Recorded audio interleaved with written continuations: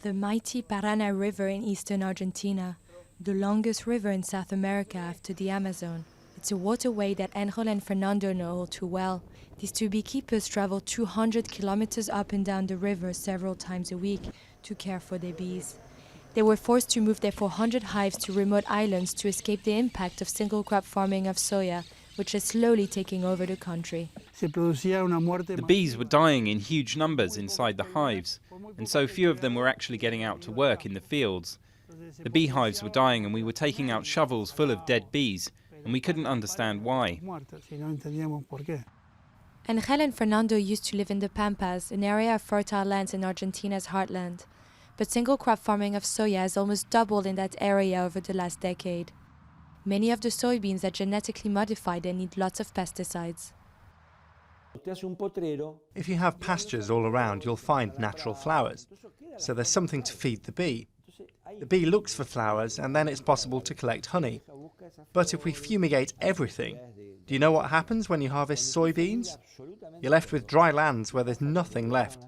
Nothing. Argentina is the world's second biggest exporter of honey, but according to UN figures, production dropped 30% from 2000 to 2012. Over the last 2 years, nearly 4,000 small apiculturists have shut down their hives and hundreds of others have moved elsewhere. Agriculture has had the biggest impact on the drop in production and caused hives to be moved to other regions so that they can find the flowers necessary to produce honey and other products.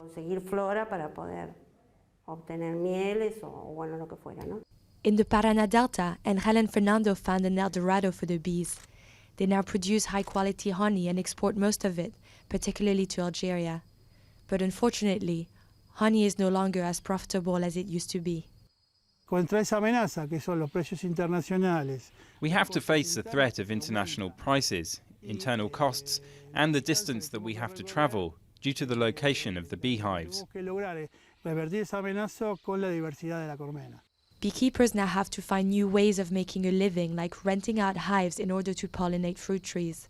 It's a profitable activity. A third of the world's food depends on pollination by bees, so it's crucial to allow the bees to gather pollen in peace.